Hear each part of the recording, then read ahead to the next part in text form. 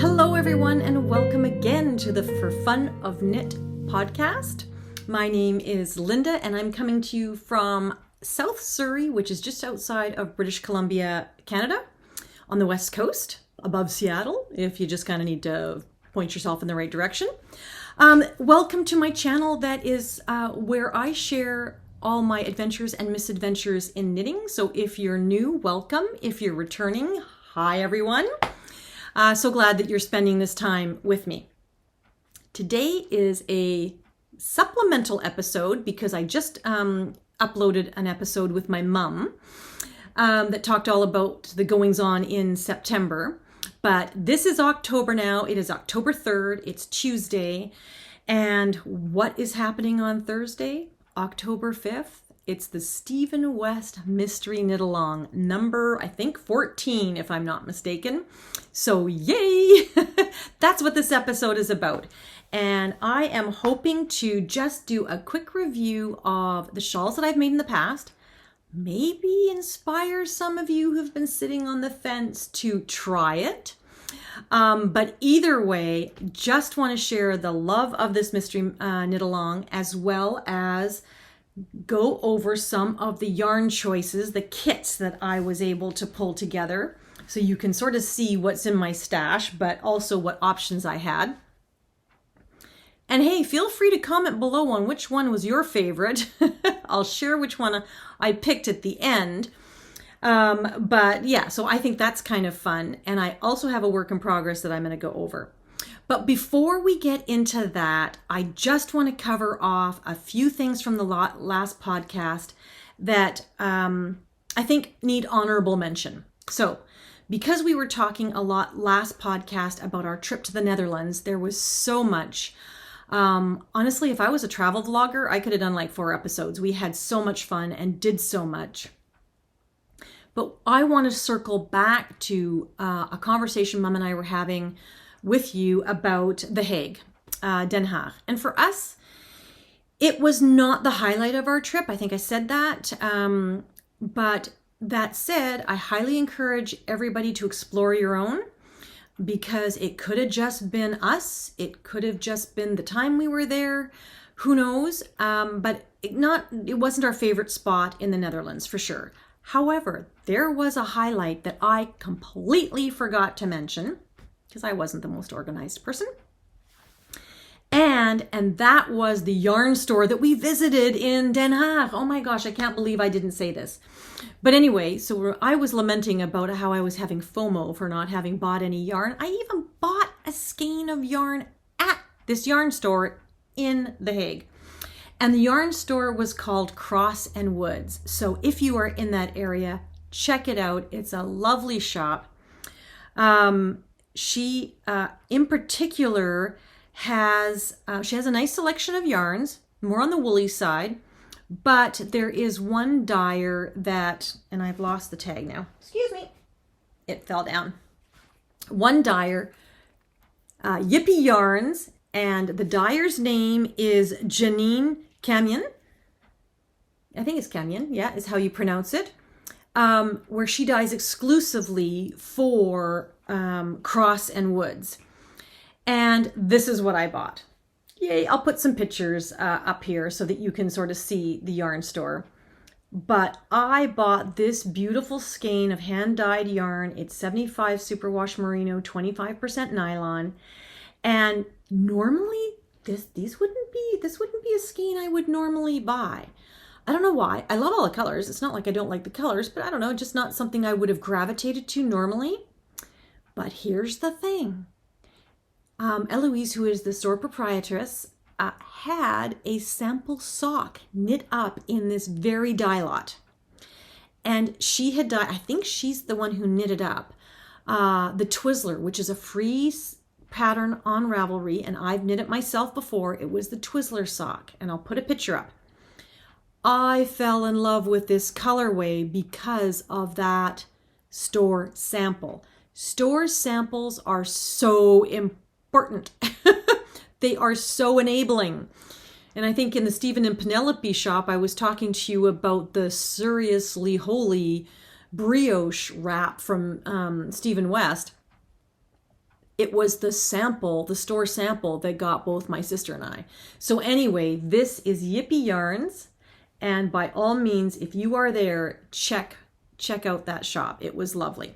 So that was one thing I wanted to cover off.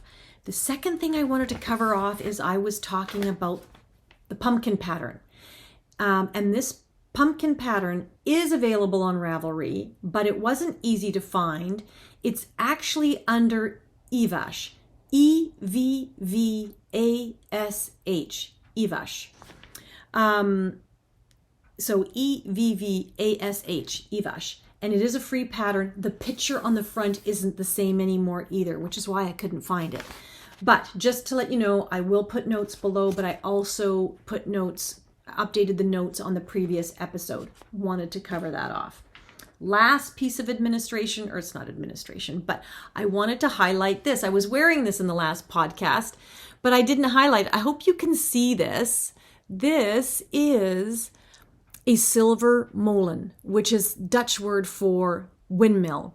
So my sister and I both have charm bracelets, and we wanted to buy a charm to commemorate that vacation. And we hunted high and low for the entire 2 weeks. And just by chance, Mom and I came across a little silversmith shop, and he had silver molens.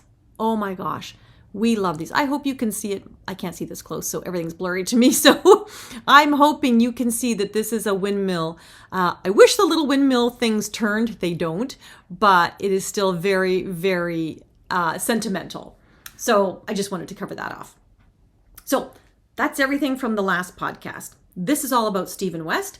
But what am I wearing? Just so you know, this is one of my winter ranunculuses. That I knit in, actually it's hobby yarn. It was just a merino cotton blend, 50-50, held together with some lavender. So this was almost like a denim blue. And I held it together with a very, very, very pastel lavender mohair. And yeah, it turned out really good. It is my favorite type of ranunculus. I prefer the winter ones to the summer ones. And I just love it. And I'm wearing it over blue leggings. And you can customize it any way you like. This one in particular, I haven't done too long. It's a little cropped, and it's just 2x2 rib all the way around. And again, boozy sweatshirt. Anything that is a boozy sweatshirt for me, I absolutely love. Okay, let's talk about all things Stephen West Mystery Knit Along. So Stephen West, it's October. He is launching the first clue on Thursday morning. I'm so excited. I cannot wait. A lot of people are on the fence about, joining the Stephen West Mystery Knit Along. And one, I get it. Every time you're knitting something that is a mystery, you're taking a risk. You may or may not like the finished product. It may or may not be wearable for you in your wardrobe. And I absolutely appreciate that. And I'm going to show you some samples of what I've done. So I get that. For me, the Mystery Knit Along is about challenging myself to complete a project in a short period of time. And these are massive projects. His shawls are not small projects. They are beautifully orchestrated works of art. Most are very wearable. The odd occasion, it's more art than function. But so many different skills are brought forward for you when you're doing this knit along, that it really gives you the opportunity to try different things. Stephen West always puts out videos and always gives you the option of this or that. Do it the more relaxed way or do it the more challenging way. So he tends to always have a brioche option versus a garter option or ribbed option. And he usually adds a mohair dare, which is a little bit more challenging to knit with mohair or Surrey alpaca than just straight plied yarn. So he gives you these options. He usually gives you an option of a smaller version. So if you kind of want to cut to the chase and finish off, you can, or he gives you the schlankety version. So for this one, for example, if you were knitting the smallest version, you would end it right here. But the larger version has 3 more rows that you have to complete. So of course I'm doing the larger version. But he's very in tune with that, so you can knit as much as you like. I mean, any Stephen West shawl is a challenge, no argument. But when I say challenge, I do not mean in terms of the skills you need to have. Again, his support for his stitches and his process are second to none. He has such a friendly and approachable way of teaching those skills that you will not get lost, and you can just watch them over and over again. This is about having fun, but it's also about challenging yourself. If you want, you can put as much challenge into it as you want. The challenge is always to finish it 1 clue within the week. He gives you 4 clues, you get 4 weeks. I have only been able to do that once, and so this is going to be my 4th participation in the mystery knit along. And of the 4, I've only finished within the 4 weeks once. This one is 3 years old, just to give you an idea. So, but there is no requirement. There's no requirement to knit at that pace. So if you're working full time, or you've got a family, or you have other commitments, period, or you just don't like to knit that much in a stretch, that should not dissuade you from participating. I absolutely appreciate that there are folks who just don't like to not know what it is they're knitting. And I get that, because this is a commitment. It's a commitment in time. It's a commitment in effort. You could be knitting other things, and it's also a commitment in dollars, because you're using yarn, and what happens if you don't like it? You could frog it, absolutely. But who wants to do that? When you put all the effort into it, who wants to frog it? Not me. I hate frogging. So you never go into the project thinking, oh, I can always frog it. No, you want to, you kind of want to finish if you can, and you want to love it, obviously. So without further ado, if you're sitting on the fence, I highly encourage you to try it. And use stash yarn. You don't have to go out and buy new yarn, and even use acrylic yarn, whatever works for you, but just try it, just to see if it's kind of your shtick. So without further ado, I'm going to show you my previous Stephen West mystery knit along shawls, and then I'm going to talk a little bit about this one, which is still a work in progress. Okay, so let's talk about some of my past knit-alongs. Now, in fairness, this one that I'm about to show you, I've talked about all my shawls at length in previous episodes, so this is going to be the abbreviated version. This was a mystery knit-along. It's the Speckle and Pop shawl. Hopefully you can see that. It is a fade from light gray to dark gray. These are the colors I chose. You know, there's so many different projects out there, so check all the colors out. And then it has color pops. In Stephen West's instructions, he recommended doing individual minis so that you have solid stripes. I happen to have this particular skein.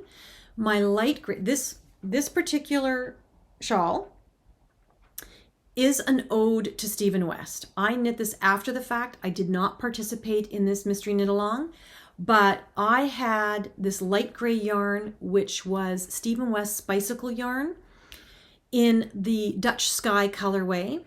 I had a medium gray that I don't remember the name. I'm thinking it's a Madeline Tosh yarn. I'm not 100% sure. But then I had this darker gray, which was also Stephen West bicycle yarn, in the colorway Canal House, and that is 90% wool, 10% tencel. And then for my color pops, rather than using minis, I have minis, why didn't I use minis? I had this one skein of beautiful yarn that was white with a whole bunch of fluorescent color pops, and it was called I Met Stephen West and I Liked It. Had to use it. It's from Ancient Arts yarn, and it was on their Socknado base, so had to do that. But look at this shawl. Look at the beautiful edging, which is absolutely asymmetrical. It's got, I don't know if you can see it. This edge has this wide hook on it. Then you have these chevrons. So you actually knit this part, this light gray part first. So you're knitting the center section first. So this is clue 1, this is clue 2 where you switched yarns.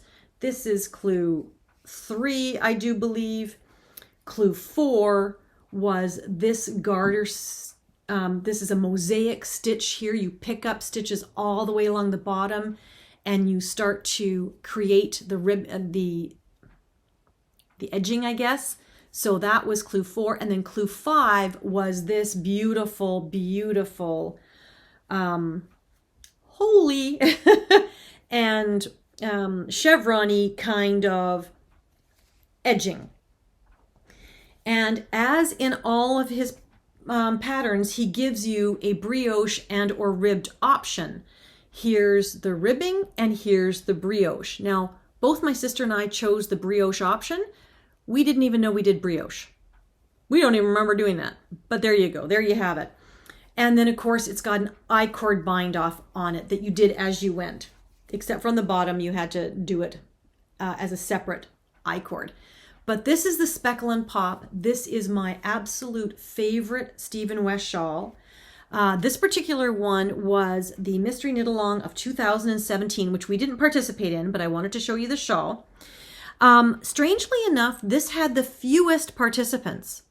Only 2,200 people purchased the pattern and only 1,400 actually finished it, which is surprising to me because it is such a beautiful design. It is so functional, so wearable, and yet extremely unique. Absolutely love this shawl. The next one was Slipstravaganza in 2020. Now this was my very first knit along. And as you can see, I'm going to talk about it in a minute, but that was from 2020 and I did not finish. There's a story behind that. Then 2021 came along and let's see, 8,800 people, almost 8,900 people bought this pattern and 5,800 actually finished it. So this was becoming very popular now, this knit along. And this is Shawlography. And Shawlography is a beautiful, beautiful expression of different techniques and stitches. This was so much fun. This is the one that I finished on time. My color choices are not everybody's cup of tea, but my color choices were recognition of, or really wanting to celebrate Dia de los Muertos, which is a South American holiday, Mexican holiday, to celebrate and honor and recognize those that have passed. And so it's October, and by the time you finish it, it's November. It was bang on Dia de los Muertos when it finished, and which is usually November 4th or 5th, somewhere around there. And so I absolutely loved the colors that I chose. In this particular one, you started with a little tab garter start, and then you started doing just ribbing, 2x2 ribbing, in alternating colors. Actually, it's more stripes and ribbing. It's kind of a striped rib, if you want, with short rows. And so you're changing colors all the way around to create this half moon shape. And that was clue 1. This is clue 2, was this mesh, I do believe, and these, was this clue 2? Oh yeah, this was all clue 2. So this meshy piece, I do believe, the shrimp and this section was all clue 2. Clue 3, and I might have this a little bit wrong. Clue 3, so who did this popcorns? I mean, we called them shrimpies. So these were actually I-cord loops that you ended up doing. Then you had some more mosaic. Then you made these marshmallow puffs that I'd never done before, which was fun. Then you had a little bit of, I do believe, stranded color work. So you had to make sure your tension was nice and loose here. Then there were baubles. You did baubles. And then you got in, so this was a clue, this section here. And then then you got into doing these wedges. The wedges were a clue to sort of even out the pattern. Then you were given a brioche option, which I of course did. My sister chose the garter option or the ribbed option. I chose the brioche. Then you did this mesh stitch that turned out to be sort of a mesh, crisscross mesh. And then you had this border. This was such a fun knit because everything was so different. And oh my goodness, I was glued to his videos to help me with all of these stitches, and it turned out just phenomenally. And very wearable. I love this shawl. I wear this shawl. It is very dressy. So if you're wearing a black dress, black slacks, whatever, it's a very dressy shawl. And and I'm caught on my silver mullen. Don't do that. And there was a little bit of controversy, as there always is, because a lot of people didn't like this particular border. I liked it. It worked very well with my color scheme, but I can see some people wouldn't have liked it. And so they mashed their own sort of border at the end, which you can always do with a Stephen West pattern.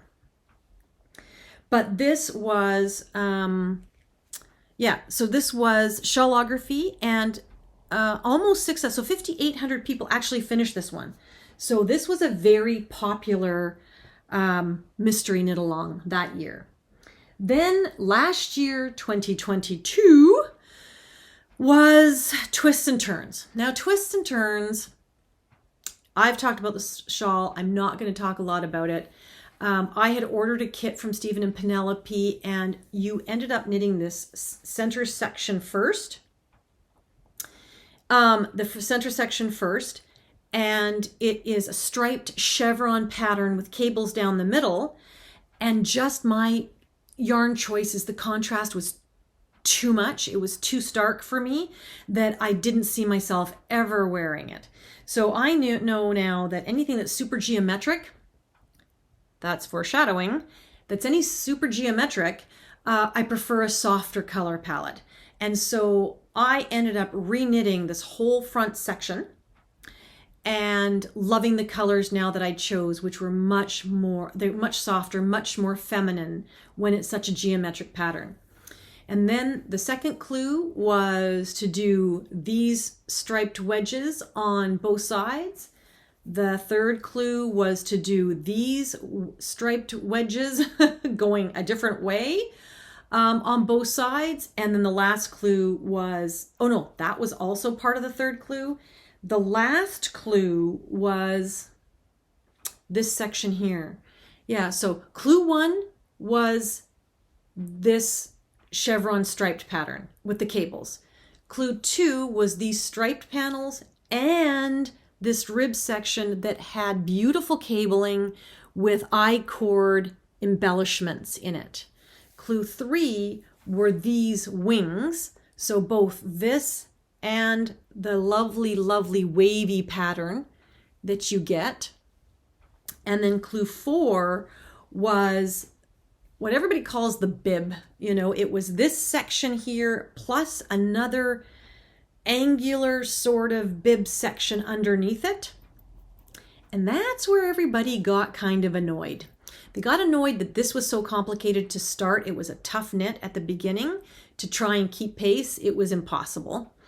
But when I think about all the different techniques of this shawl that have been put together, it's absolutely brilliant and it's beautiful.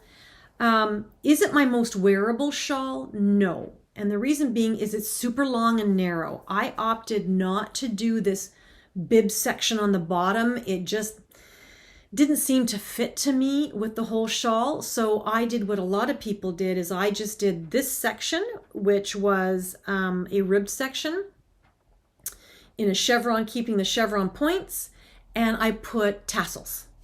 I put tassels on mine. So that made it a lot of fun. It's not the most wearable though, because it's so long and narrow. You can wrap it around a million times, because this puppy is like just, I mean, you could just wrap this puppy around and around and around, and it's huge. It's so long. So I love it. It is art. I will wear it. I will wear it because I love the colors. But of all the ones that I've done, this is probably the most artistic and least practical. The least practical shawl. Twists and turns. And that was pretty evident from every podcaster that you listened to last year. They were, everybody was like, Stephen, we love you. We love you. Could you next year you do something a little bit more mainstream? Because this one was just a little bit odd. Now, that said, I highly doubt he's going to do anything mainstream because that's not Stephen West. He likes to be super artistic and he likes to challenge his own creativity, but also his audience's skill and commitment, I guess. But that is the twist and turns, which love the colors. I really do. I'm very happy with how it turned out at the end of the day. That was 2021, but 2020, or that was 2022, sorry. But 2020, it was all about this shawl, which is Slipstravaganza. And the only reason I did not finish, and I sort of lost my mojo on this one, and it has been hibernating for 2 years, almost 3 years. Yeah, I guess 3 years. Was because I started, this is clue 1, which was the honeycomb section. Clue 2 was, I have to think about it, clue 2 was this, was it the whole thing? Yes, clue 2 was this little ribbing section here, along with this section here. Clue 3 was a lighter section, and this is clue 4, the border. I had knit all the way down to about here. So I was on track. I was doing really well. And then I decided I hated my color choice because this is not the original color choice. You can go back in time and see the video where I'm actually cutting out this. This was my original color choice. This is my Christmas shawl. This is another thing I should say, hence the wacky colors. But I wanted to make a Christmas version. And I am of two minds at Christmas. I love all things Christmas. I love the traditional, red, white, green, gold, type of Christmas. And I love the new, more modern of, blush or pink and aqua and silver and, white Christmas trees. So originally I was going to do it more traditional, and I wanted the golds and the red, white, green, and gold. And my color, my yarn choice was wrong. This just ended up looking like a really bad 1970s cardigan. It was, to me, it's ugly. I mean, I'm sorry if some of you love this, but to me, it depressed me. And so I got all the way down to here. You can see I still have some yellow in this version. I got all the way down to here. And I'm like, you know what? I can't do this. I do not, imagine this. Here, excuse me. Put that there. Oh, come on. Stay up there. Stay up there. Put that there. I couldn't do it. It just was not a happy project for me. So I cut it out. Yep, I cut this out. And all I did is I knit the first section again, all over again. And then, as you can see here, there are big holes in the pattern. There's big holes as part of the detail. And there is a whole row of I-cord edging on this section. And so I just Kitchenered them all together. So it worked. It was a process. But by the time I finished that, the MKAL was long over and Christmas was over, and it went into the closet, and I just never thought about it. And I thought, you know what? I really want to finish it because I do want a Christmas shawl. And his MKAL's coming up again. I better finish it. So I did finish it, and I picked it up a couple weeks ago, I guess, and I started and I knit this section. I think this section might have already been done. I can't remember, but I definitely did all the chevroning. And this is going to be, when it is blocked, these are going to be points right here. So the chevron is going to continue in those V's. And so the edging is going to be very chevron-y. And I have, Stephen West always gives you, in most of his patterns, he tends to give you a brioche option versus a garter or rib. He tends to give you a mohair dare. So do you want to try something a little bit different and put some fluff into your shawl with mohair or surrey? And he also gives you the option usually of doing a smaller version, like quit now, you've had enough, bind it off, or go the full gamut and make a larger shawl, and there's usually extra repeats to do. And so I went for the mohair dare. So I am holding 2 skeins of Kid Silk Haze in the cream colorway together for this stripe, and I'm alternating it with the pink, the white, the green, the white, the blue, and now I'm on the white again, and then I end with a pink, and then I bind off. So I'm close. I will not finish it before Thursday, obviously, but I will finish this in November, so it will be ready for Christmas. So I'm really, really excited about that. And all of these yarns, the colored yarns, are Black Cat Custom Yarns in their Blingtron base, which is their sock base, but it's got stellina in it. And I don't remember all the colorways now, it's been so long. But the red is Fleece Artist, 100% merino singles in their wine. It was a wine. It was 2 skeins of a wine. It's just called wine, not Merlot, not Bordeaux, just wine. But that is my Slipstravaganza. So that is the 3rd mystery knit along that I will have finished. And so this is going to be my 4th. So let's talk about the upcoming mal. It occurs to me, I have not thought about a mohair dare. I'm good if it's a brioche option, but I haven't thought about a mohair dare. So we'll have to talk about that.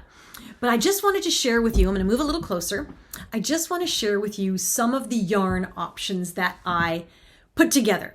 I opted not to buy a kit this year because I do have a stash, and I thought, you know what, let's just see if I can come up with some things that I might like. Well, I came up with more than a few. So this, and generally speaking, you need for this MKAL, it's called the Geo Gradient 2023. So geo, is it geometric? Is it geographical? Geo. I don't know what geo stands for. You can see from the picture, which I'll post, he's in a spacesuit. So I'm not too sure what to expect.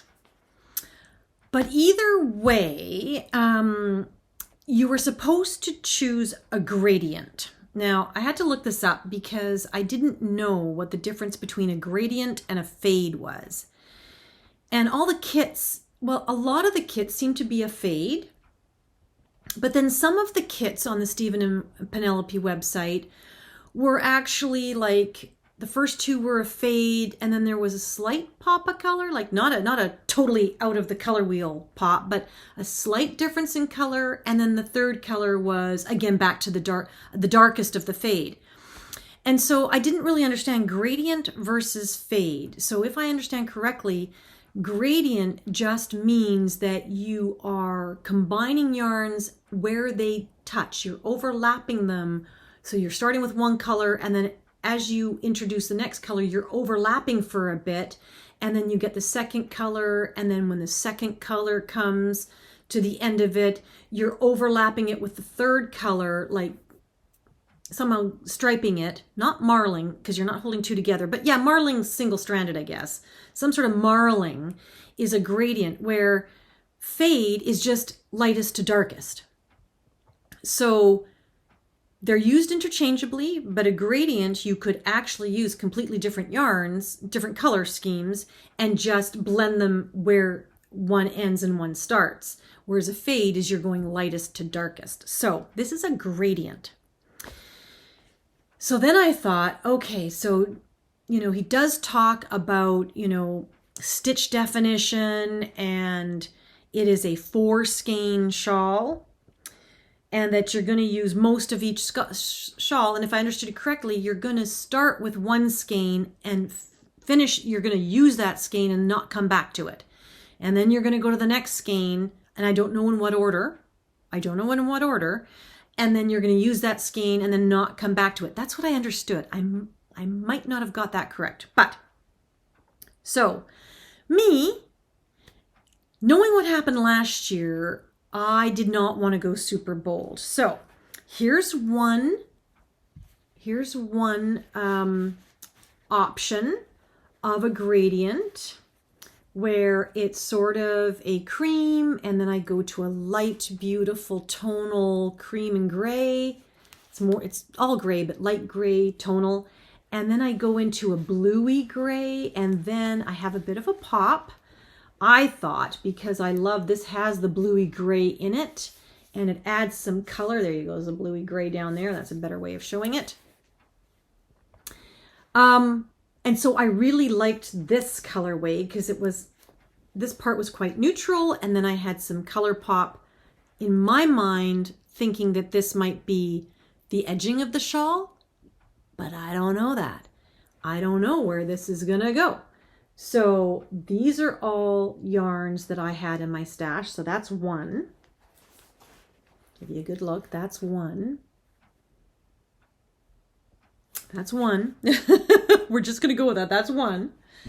Two, totally different approach was go bold or go home.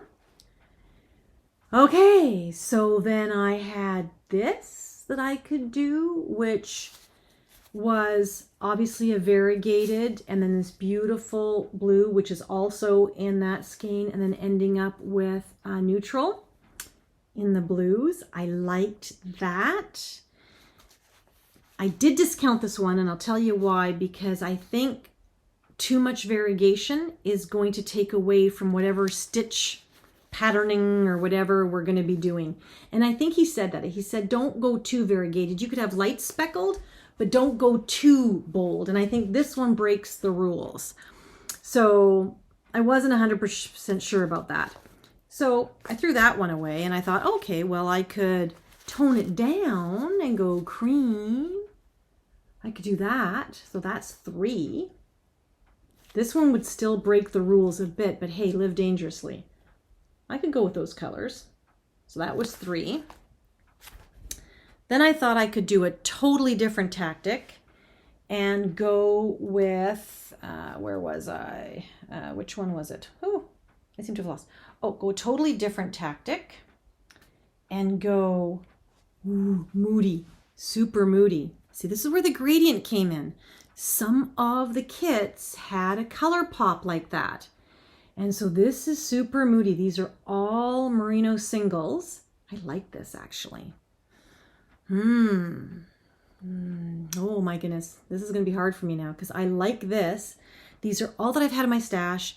This one is Poisoned by Madeline Tosh. It's a merino light single. That's also Madeline Tosh. I don't know what it is. Actually, all of these are Madeline Tosh merino singles. The bands, I've wound them and unwound them and wound them and unwound them, thinking of using them for different projects over the years. But this is deep stash. This is deep stash. But I thought those might be nice. So that I think is 4. Number 4. Number 5. What was number 5? Oh, right. Number 5 was moving to the purples. Moving to the purples. Number 5. See, that's nice. That's all in the color family. And this is, oh, I should have told you what the yarns were, but I couldn't even tell you at the moment. What is this one?